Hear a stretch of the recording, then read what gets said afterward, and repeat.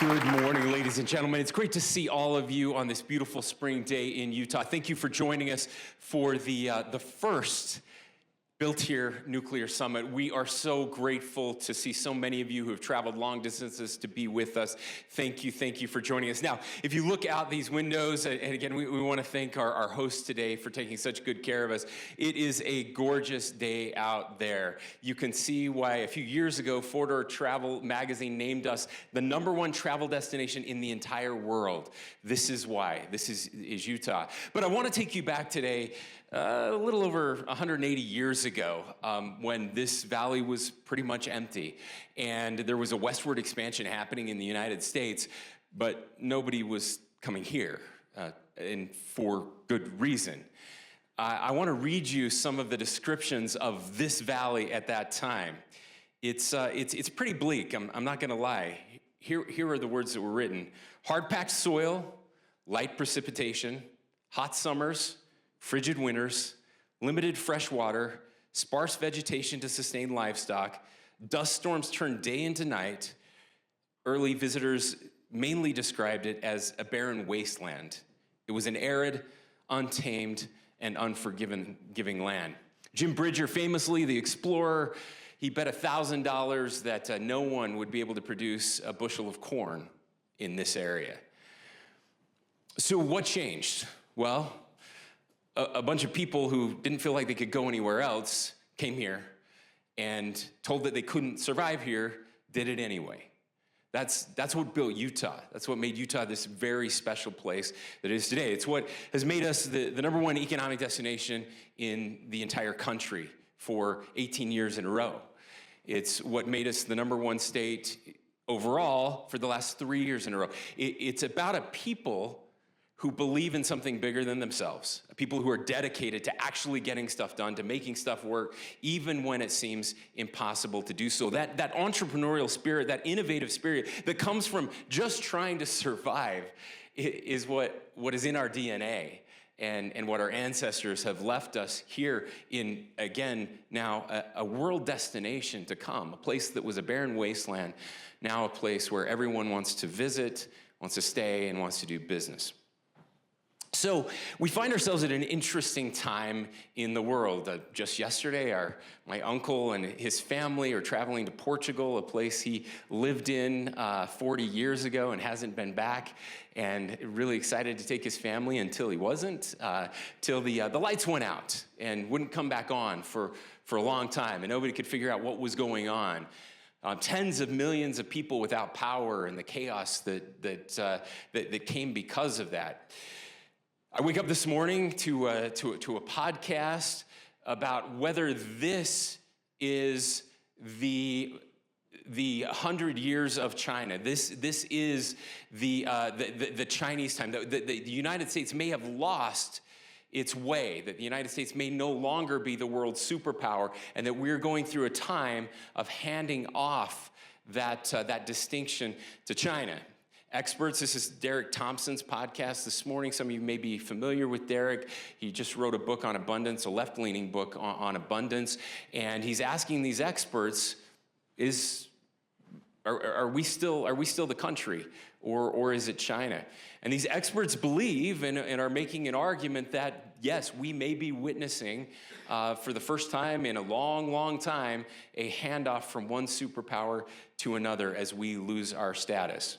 It's easy to get discouraged. Certainly when it comes to the energy discussion, we are in an energy crisis. I will tell you there's not a governor in the country that thinks we're doing okay when it comes to energy. They know that we're falling behind.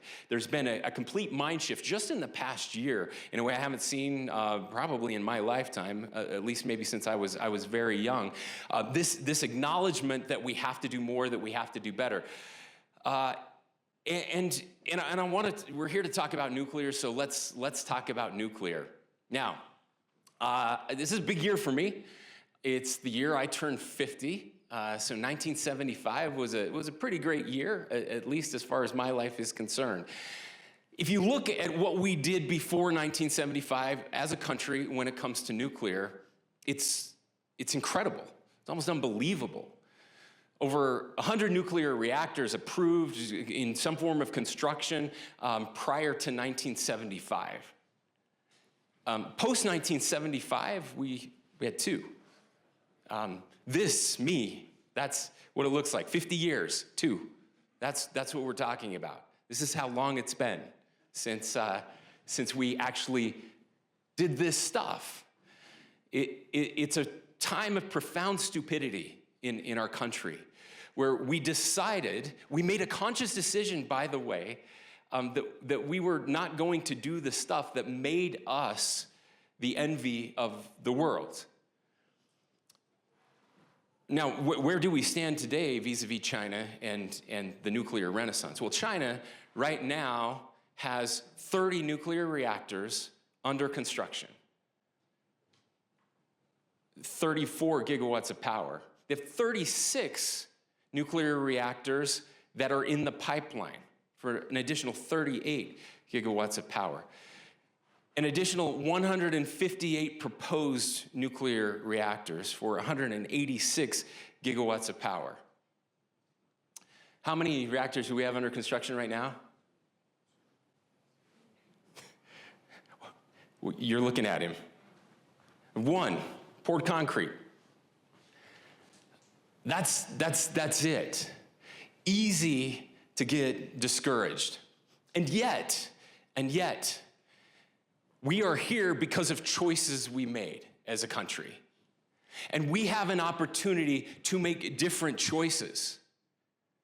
Now, we're very fortunate to have an administration who understands that we have to start building nuclear again.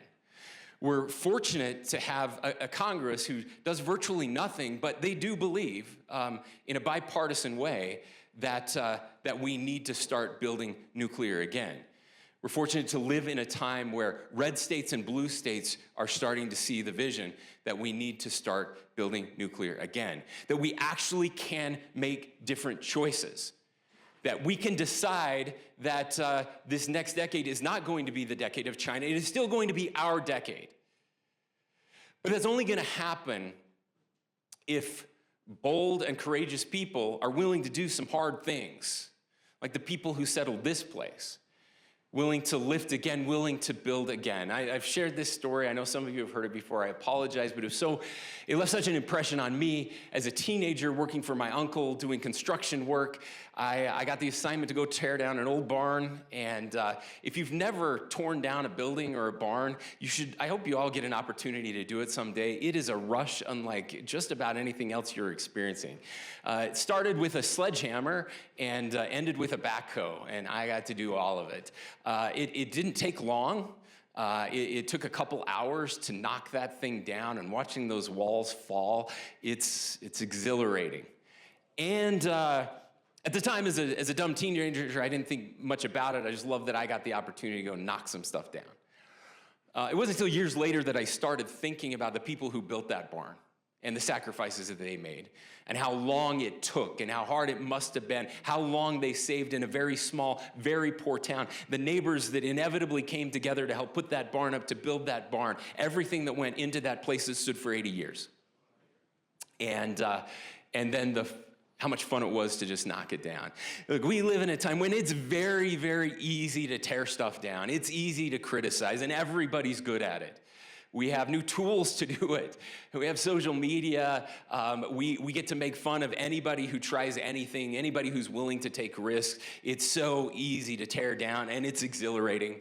There's a dopamine rush that comes from that. It's so much harder to build. But I feel fortunate to live in a state of 3.5 million people who still believe in building. I feel so fortunate to live in a state where we have a legislature who looks beyond not just the election cycle, but looks decades ahead and still believes in building. I feel grateful to be in a room of people today who are entrepreneurs, business leaders, community leaders, people who still believe in building. I'm grateful that there is a mind shift happening in our country where people are starting to realize that we need to build again. An article just yesterday saying that the center left is trying to steal abundance from the center right. I like that fight. If we're arguing about who has the best abundance agenda, America is going to do just fine.